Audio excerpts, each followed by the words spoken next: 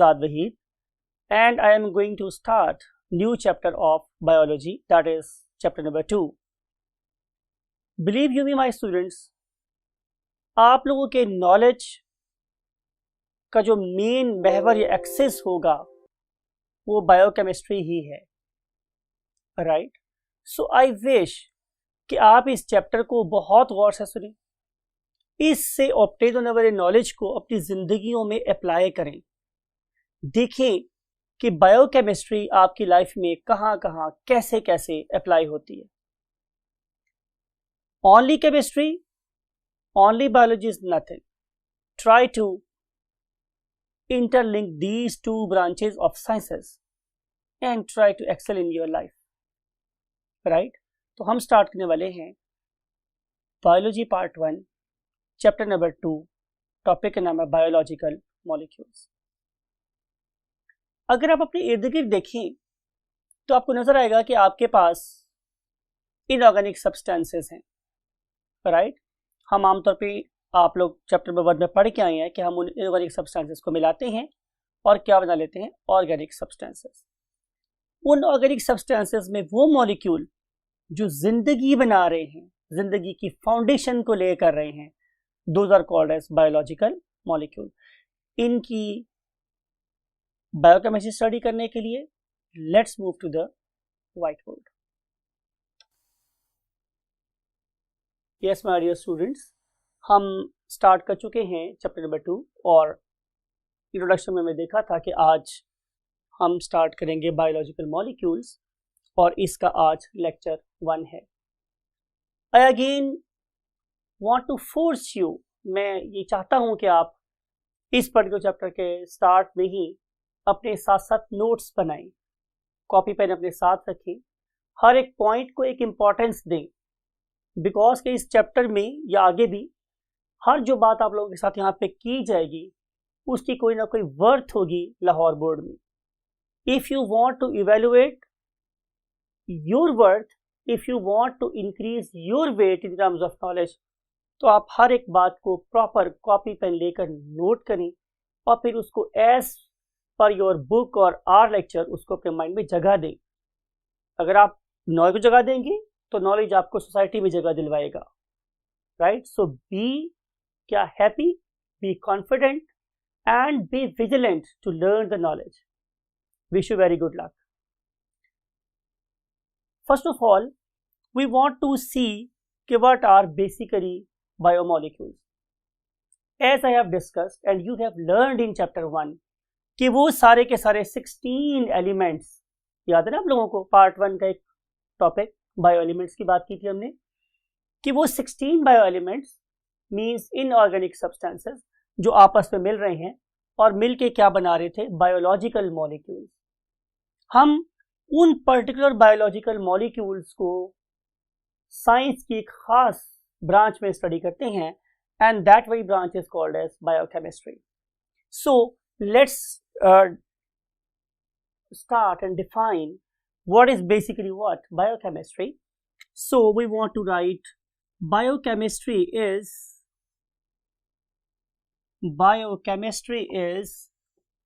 branch of biology or science that deals with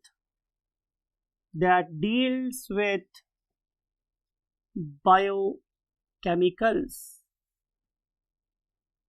and their associated reactions.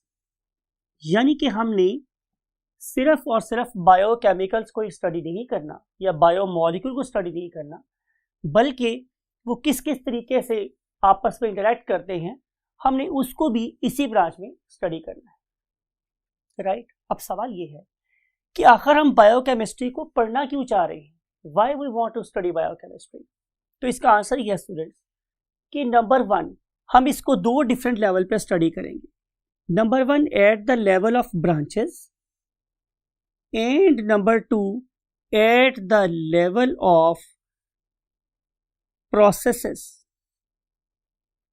right? mean to say, if you want to study an organism in different aspects, for example, if we want to understand what anatomy, हमने discuss किया था anatomy, yes, internal structure study करना चाह रहा हूं मैं. If I want to study physiology, यानी कि किस किस किस्म के रिएक्शंस मेरी बॉडी में हो रहे हैं, नॉर्मल रिएक्शन कौन से हो रहे हैं, and if you want to understand what goes wrong, पता ना, मैंने बताया था आप लोगों को चैप्टर नंबर 1 में कि study of diseases is called as pathology. If I want to understand the normal function, I must know the biochemistry. If I want to understand the pathology, I must know the biochemistry. That what went wrong, underlying mechanism of the disease, in the terms of what? Chemicals. तो ये सारी की सारी चीजें, anatomy, physiology, pathology, embryology, genetics, biotechnology, molecular biology, जितनी भी सारी की सारी ये फील्ड्स हैं जो आज मॉडर्न इरा में हमारे पास हैं, जो शायद इस सदी को रूल करने वाली हैं, उन सारी की सारी ब्रांचेस को अंडरस्टैंड करने के लिए we have to have the knowledge of what biomolecules.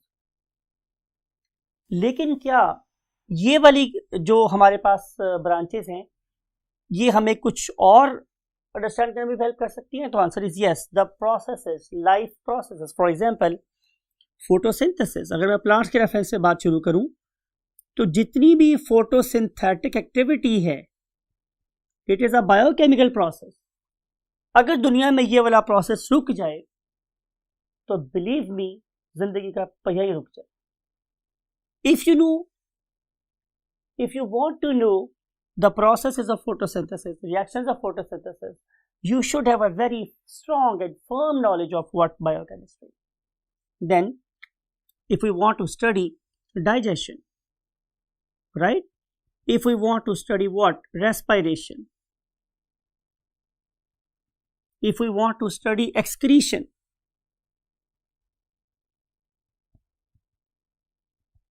right? There are different biochemical processes जिसके end पे excretion हो रही होती है. If we want to understand again the process of locomotion, if we want to understand the process of reproduction, all these activities have got biochemical reaction at the base. So to know all the processes or mechanisms of life, we must know biochemistry. In the absence of biochemistry, we cannot understand photosynthesis, digestion, respiration, excretion, and blah blah blah. आखिर ये सारा कुछ life के साथ associated क्यों है? तो answer is कि जो हमारे लिविंग ऑर्गेनिज्म है वो बेसिकली बने ही इन चीजों के हैं, राइट? तो हमारी बॉडी के रिएक्शंस किससे लिंक कर रहे हैं? हमारी फॉर्मेशन से. तो हम किसके बने हुए हैं? डेफिनेटली टू थिंग्स के. उनमें से एक को हम नाम देते हैं व्हाट? Inorganic substances, right? जब मैं बात करता हूं इनऑर्गेनिक सब्सटेंसेस की, तो जाहिर है, बिल्कुल मुझे पता है आप लोगों में से अक्सर चीज़ों के नाम पता हैं. For example water, for example CO2, right? For example sodium, potassium, magnesium, chloride, zinc, copper. All these are what? Inorganic molecules. And you know very well कि जब ये वाले ऑर्गेनिक मॉलिक्यूल आपस में मिलेंगे तो उनके मिलने से क्या प्रोड्यूस हो जाएगा? Definitely organic molecules. और बिल्कुल आप पढ़े लिखे बच्चे, हमने चैप्टर नंबर 1 में बहुत सी बातें पढ़ ली हैं. तो ये जो मेरे पास ऑर्गेनिक सब्सटेंसेस हैं उसकी भी हम डिफरेंट एग्जांपल्स यहाँ पे लिख सकते हैं. For example carbohydrates.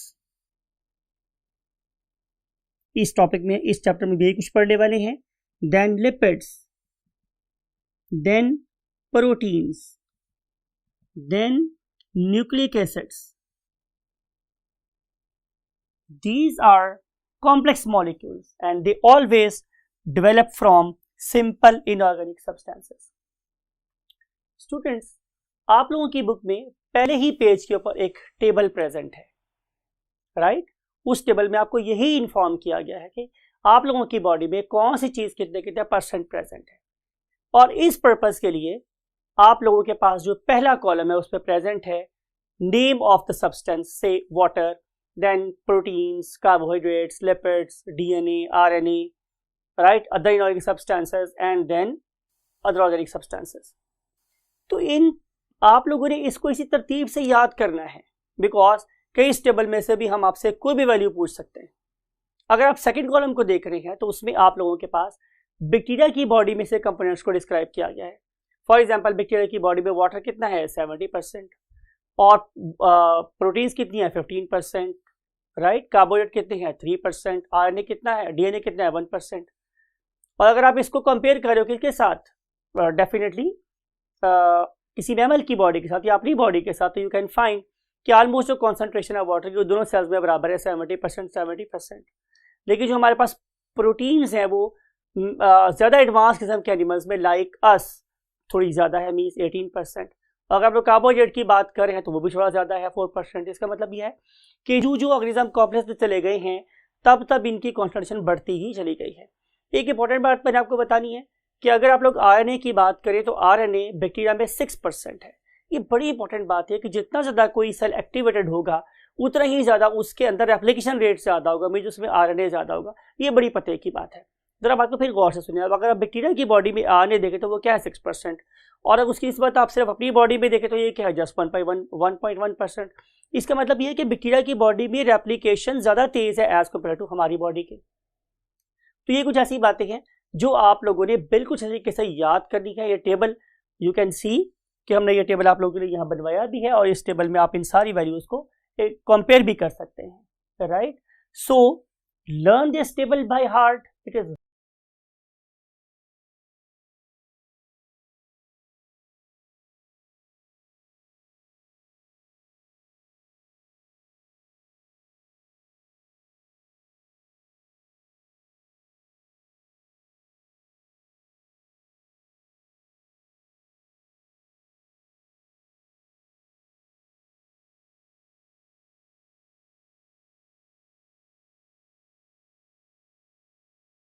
very important. Every line can give you one very vital mark, right?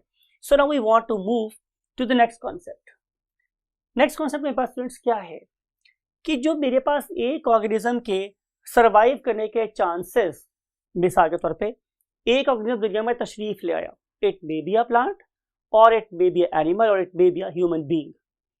ये ऑर्गेनिज्म दुनिया में आ तो गया है, हम बात करें इसके सरवाइव करने की कि वो सरवाइव कब करेगा, तो आंसर ये है कि वो सरवाइव तभी कर सकता है कि जब वो अपने सराउंडिंग वाले रिसोर्सेज को यूज करे। जब मैं सराउंडिंग के रिसोर्सेज की बात कर रहा हूं तो माय डियर स्टूडेंट्स ये दो तरह के हो सकते हैं, जरा इनऑर्गेनिक रिसोर्सेज और ऑर्गेनिक रिसोर्सेज, जैसे हमने पहले डिस्कस किया लास्ट टेबल में। मिसाल के तौर पे अगर कोई प्लांट वाटर को एब्जॉर्ब नहीं कर सकता या CO2 को एब्जॉर्ब नहीं कर सकता फ्रॉम द एटमॉस्फेयर, तो definitely that plant will not be able to make what trioses and then hexoses, mean वो फूड ही नहीं बना सकेगा। तो उस पर्टिकुलर प्लांट की सर्वाइवल का इंहिसार किस बात के ऊपर है, क्योंकि इतनी ज़्यादा तेजी से कितने एफिशिएंटली CO2 को और वाटर को एब्जॉर्ब करके फोटोसिंथेसिस कर सकता है और फूड बना सकता है।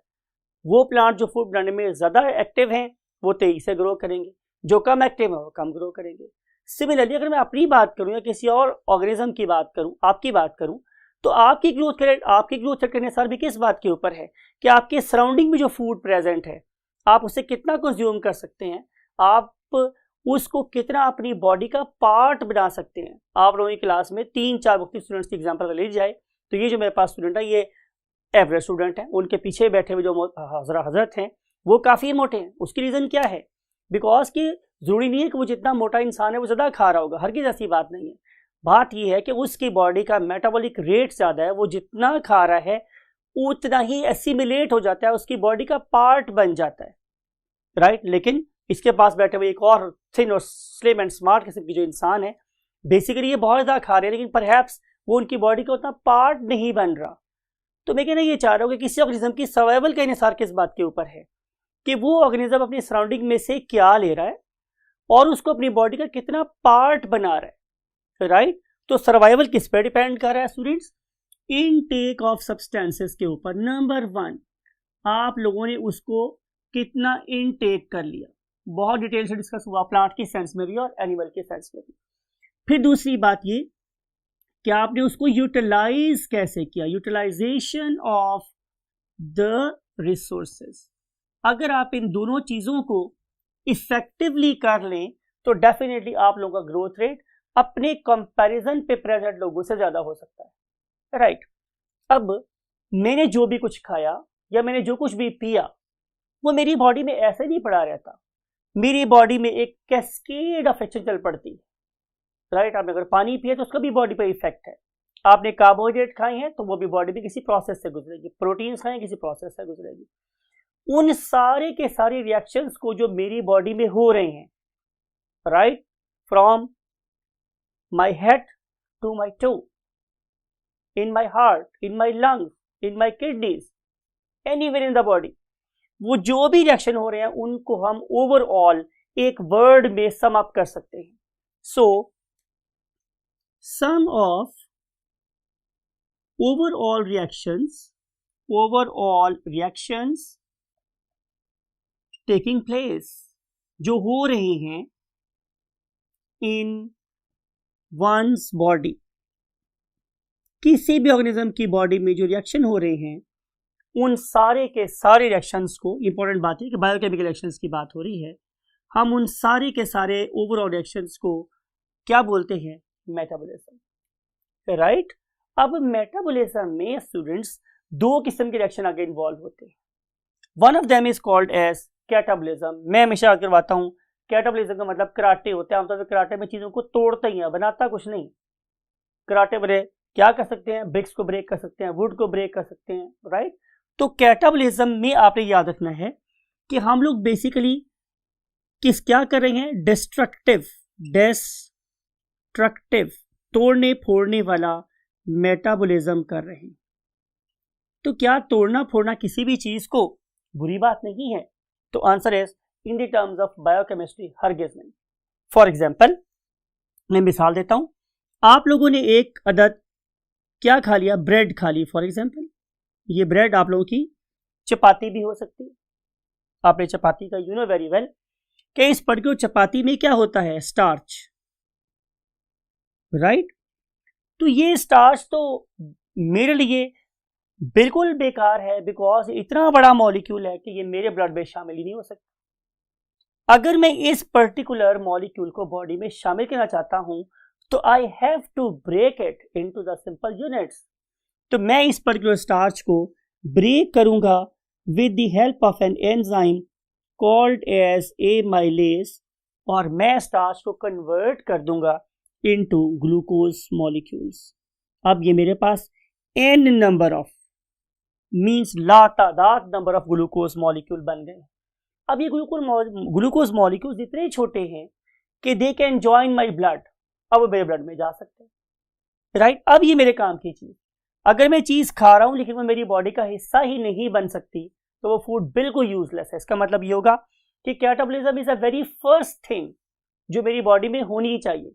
अगर कैटाबॉलिज्म नहीं होगा तो मेरे पास एनाबॉलिज्म की फाउंडेशन नहीं होगी। अब एनाबॉलिज्म किस तरह हम लोग कर रहे हैं? Anabolism is basically constructive metabolism. मैं लिख रहा हूं आप लोगों के लिए, इसी के कंपैरिजन पे लिख रहा हूं मैं कि it is basically a constructive metabolism, यानी कि इसमें हम चीजों को जोड़ेंगे, चीजों को बनाएंगे, तोड़ेंगे नहीं। से मैंने बात की आप लोगों के मसल्स की, राइट। और अगर आप किसी एक मसल को देखें तो इस पर्टिकुलर मसल के अंदर हम स्टोर कर सकते हैं किस चीज को? Glycogen. This is glycogen. Glycogen हमारे मसल में और लिवर में स्टोर हो जाता है। लेकिन अगर मैं ग्लाइकोजन को स्टोर करवाना चाहता हूं तो मुझे पहले ग्लाइकोजन को बनाना पड़ेगा। अब ये मेरे पास एक ग्लूकोज का मॉलिक्यूल है, दूसरा ग्लूकोज का मॉलिक्यूल, तीसरा, चौथा, पांचवा, और ये चलते चलते चलते चलते nth नंबर तक पहुंच गया। अगर मैं इस तरह से ग्लूकोज मॉलिक्यूल को आपस में जोड़ता जाऊं और मैं एक मेमथ बहुत बड़ा स्ट्रक्चर बना लूं तो इस बहुत बड़े स्ट्रक्चर को मैं क्या बोलूंगा? ग्लाइकोजन। तो फिर मैं इस ग्लाइकोजन को अपने मसल में स्टोर कर सकता हूं as a source of energy. तो बात ये हुई स्टूडेंट्स कि अगर मेरे पास ग्लूकोज ही ना होता तो मैं ग्लाइकोजन कैसे बनाता। इसलिए मैं ये बात कर रहा हूं कि catabolism is essential for anabolism. पहले आपके पास बिल्डिंग ब्लॉक्स होंगे, रिसोर्सेज होंगे, तो ही तभी आप लोग उनको जोड़ के क्या बना सकते हैं, जाहिर है मैक्रोमोलिक्यूल्स, अपनी बॉडी के पार्ट्स बना सकते हैं।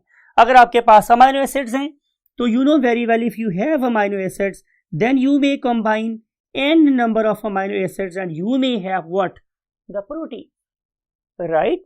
अब सवाल ये है कि क्या एनाबॉलिज्म और कैटाबॉलिज्म इंडिपेंडेंटली हो सकते हैं? तो answer is no, hand in hand, ये तो हाथों में हाथ लेके चलते हैं, साइड बाय साइड चलते हैं, राइट? मिल के साथ काम कर रहे होते हैं। इसके होने के लिए इसका होना जरूरी है और इसके होने के लिए इसका होना जरूरी है, तो दोनों चीजें एक दूसरे के लिए लाजिम व मलजूम है, हैंड इन हैंड। आपकी वर्ड में बुक लिखा हुआ है catabolism and anabolism move hand in hand, हाथों में हाथ लेके चल रहे होते हैं। बहुत अच्छा खूबसूरत वर्ड इस्तेमाल हुआ आप लोगों की बुक के अंदर, इसको वेटेज दीजिए, राइट? तो अगली हम बात ये कर रहे हैं स्टूडेंट्स कि इन दोनों में और भी फर्क है, तो again answer is yes, because कि जो कैटाबॉलिज्म है it involves the bond breaking. इसमें क्या हो रही है, बॉन्ड ब्रेकिंग हो रही है, और जब भी हम बॉन्ड ब्रेक करते हैं तो उसके रिजल्ट में एनर्जी रिलीज होती है। कौन सी? जो एक्सेसिव होती है, to make another stable bond. जब मैं किसी एक लेस स्टेबल बॉन्ड को ब्रेक करता हूं तो उसके रिजल्ट में एक नया मोर स्टेबल बॉन्ड बनता है। उस दौरान भी जो एनर्जी होती है वो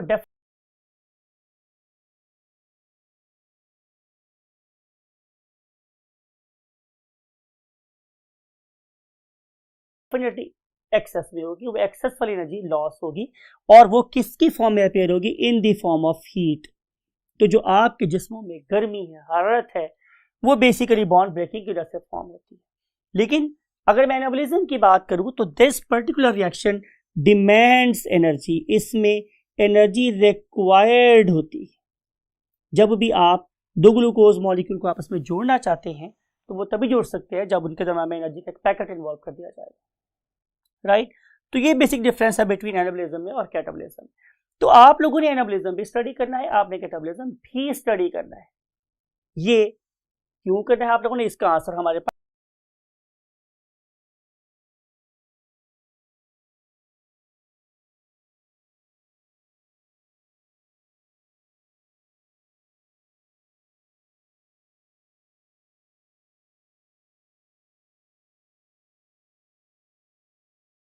यहाँ पे लिखा हुआ है, थर्ड पेज लगे हम लोग कि यहाँ पे मैंने एक टॉपिक लिखा है आप लोगों के पास, इंटरकन्वर्जन। ये मत बिलीव रखें कि ये चीजें इंडिपेंडेंट एग्जिस्ट कर सकती हैं। अगर आप लोगों की बॉडी में ये मैं लिख रहा हूं व्हाट कार्बोहाइड्रेट, राइट, फिर ये मैंने लिख दिया फॉर एग्जाम्पल प्रोटीन्स, राइट, और ये लिख दिया है मैंने स्टूडेंट्स व्हाट लिपिड्स। तो बिलीव मी कि ये सारी चीजें इंटरकन्वर्टेबल हैं। मैं कार्बोहाइड्रेट्स को प्रोटीन में और प्रोटीन्स को कार्बोहाइड्रेट में कन्वर्ट कर सकता हूं। सिमिलरली मैं लिपिड्स को कार्बोहाइड्रेट्स में और कार्बोहाइड्रेट्स को लिपिड में कन्वर्ट कर सकता हूं। And same is the case here, I can convert protein into lipids and lipids into proteins, right? मिसाल के तौर पे अगर मेरे पास एक कार्बोहाइड्रेट है, उसके अंदर अगर मैं एक अमाइनो ग्रुप ऐड कर दूं, मींस मैं उसकी एमिनेशन कर दूं, तो मेरे पास बन जाएंगे क्या? अमाइनो एसिड, और अमाइनो एसिड से मैं क्या बना सकता हूं? Protein. So amination is a process that will be used to make amino acids from the carbohydrates. Similarly अगर मैं इसमें से एक अमोनिया उतार दूं तो मैं किसी भी एक अमाइनो एसिड को किसी कार्बोहाइड्रेट से बना सकता हूं। तो ये सारे आपस में इंटरकन्वर्टेबल हैं। तो नॉट ओनली आप लोगों को ये कॉन्सेप्ट मन में रखना है, बल्कि आप लोगों को इन सारी सिलेक्शंस को भी अंडरस्टैंड करना है। पर्टिकुलरली हमारे यहाँ एक टॉपिक उसके नाम है बायोएनर्जेटिक्स, उसमें बड़ी डिटेल के साथ आप लोगों के साथ फोटोसिंथेसिस और रेस्पिरेशन के प्रोसेसेस और अंडरस्टैंड करेंगे। Again take very good care of yourself till next lecture. अल्लाह हाफिज।